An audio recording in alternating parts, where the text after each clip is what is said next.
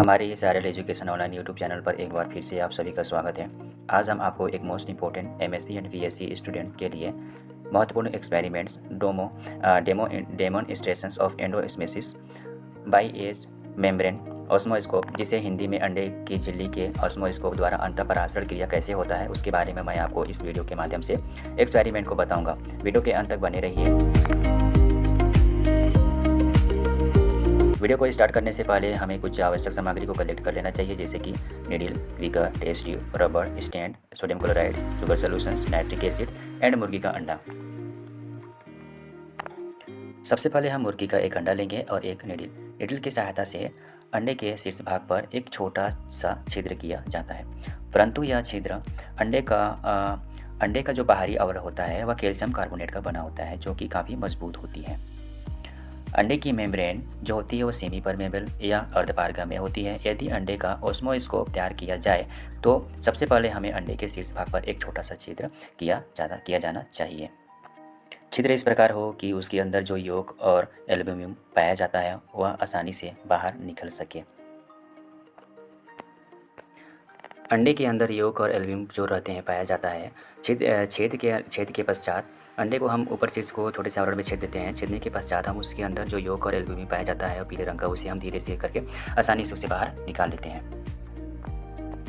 आसानी से बाहर निकालने के पश्चात धीरे धीरे बाहर निकालते हैं, जिससे कि अंडा का आवरण पूरी तरह से खाली हो जाता है।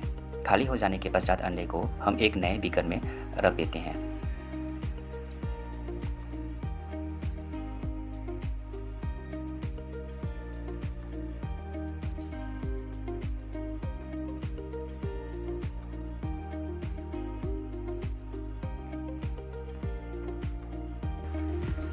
जैसा कि आपने देख रहे हैं, अंडा का जो आवरण था वो पूरी तरह से खाली हो चुका और इसे हम एक नए बीकर में रख दे रहे हैं।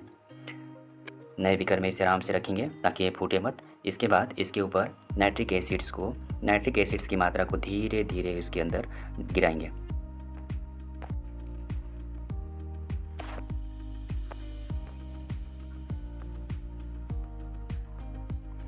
बीकर में रखे अंडे के ऊपर नाइट्रिक एसिड्स की मात्रा अंडे के बाहरी आवरण में धीरे धीरे गिराया जाता है, जिससे कि नाइट्रिक एसिड आसानी से कैल्शियम कार्बोनेट को 20 मिनट्स के अंदर ही गला सके, क्योंकि यह एसिड्स काफ़ी हार्मफुल होता है।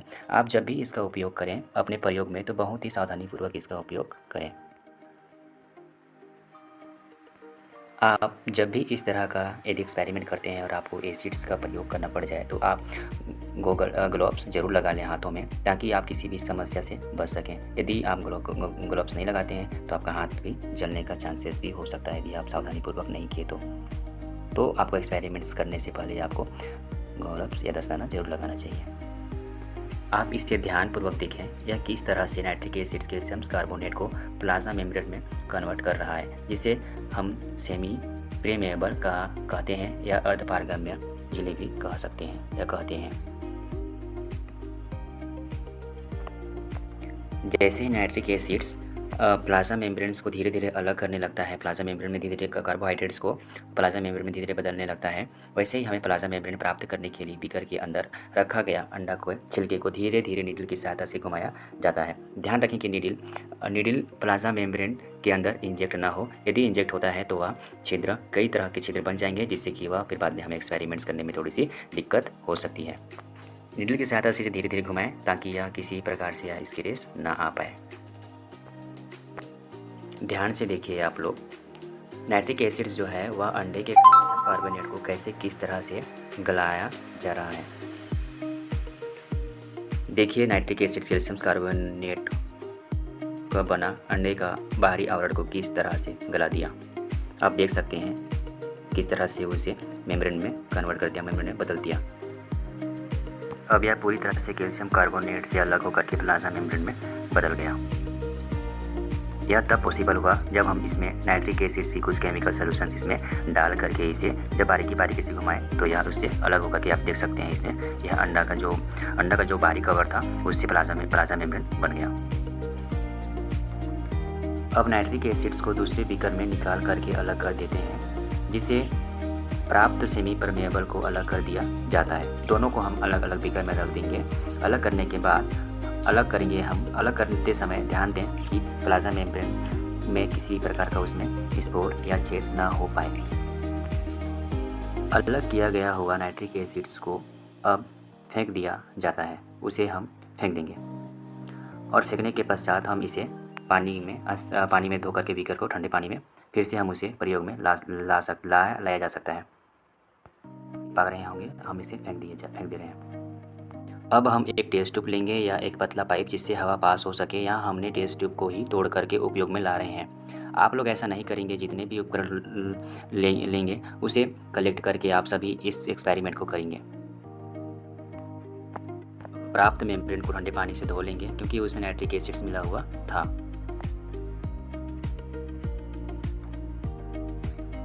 धोने के बाद उसे हाथ से पकड़ सकते हैं।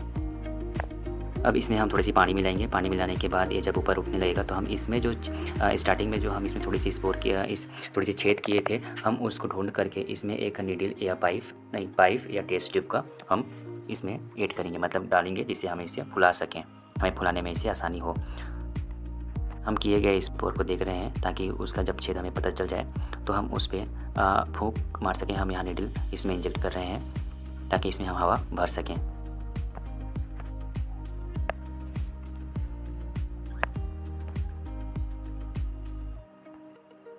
किए गए छिद्र में एक छोटी सी पाइप को छिद्र में डालें जिससे कि वह हवा पास हो जाए और सेमी परमेएबल फूल सके और उसे अच्छे से धागे की सहायता से या रबड़ की सहायता से बांध लेंगे। टेस्ट ट्यूब में मेम्ब्रेन को बांधने के बाद इसे स्टैंड की सहायता से ट्यूब या पाइप जिसमें मेम्ब्रेन को बांधा गया है उसे स्टैंड में ऊपर उठा के बांध लेंगे। इसमें पानी मिला करके बांध लेंगे स्टैंड की सहायता से। पानी इसमें मिलाएंगे बीकर में और उसके ऊपर हम NaCl का सॉल्यूशन डालेंगे टेस्ट ट्यूब के ऊपर, ताकि यह ऊपर हमने NaCl की सॉल्यूशंस या शुगर सॉल्यूशंस को थोड़ी मात्रा में डाल करके हम डालते हैं। इसमें डालने के पश्चात हम इसे सॉल्यूशन डालने के पश्चात इसमें हमें कुछ परिवर्तन देखने को मिलता है जिससे कि वह फूलने लगता है। आप देख पा रहे हैं यह अंदर से फूलने लगा, फूल गया, मतलब कि यहाँ सेमी परमेबल। अब यहाँ अंतःपरासरण के कारण कॉन्सेंट्रेशंस डिफरेंस के कारण पानी के अणु अंदर जाएंगे तो कुछ समय बाद इसका लेवल ऊपर आना चाहिए। अगर कहीं पर कोई फॉल्ट होगा तो यह काम नहीं करेगा। इस प्रयोग के माध्यम से हमें टेस्ट ट्यूब में डाले गए सॉल्यूशंस और नीचे वाटर बीकर में लिया गया और सेमी परमेएबल जो प्लाज्मा मेम्ब्रेन जो हमें एक से प्राप्त हुआ था उसके अंदर जो ऑस्मोसिस भरा हुआ था उसका जो लेवल था टेस्ट ट्यूब में, उसका जो लेवल में हमें इंक्रीज देखने को मिलता है, उसमें काफ़ी वृद्धि हमें देखने को मिलता है। तब यह हमारा एक्सपेरिमेंट्स सक्सेसफुल होता है। इस तरह के एक्सपेरिमेंट को करने के लिए बहुत ही सावधानी बरतनी पड़ती है। आपको इस बात का ध्यान रखना होगा। उम्मीद करते हैं दोस्तों आपको वीडियो अच्छी लगी हो तो लाइक सब्सक्राइब ज़रूर करें। नेक्स्ट वीडियो में हम आपसे फिर मुलाकात करेंगे किसी नए टॉपिक पर, नए एक्सपेरिमेंट पर। तब तक के लिए धन्यवाद। मिलते हैं नए वीडियो।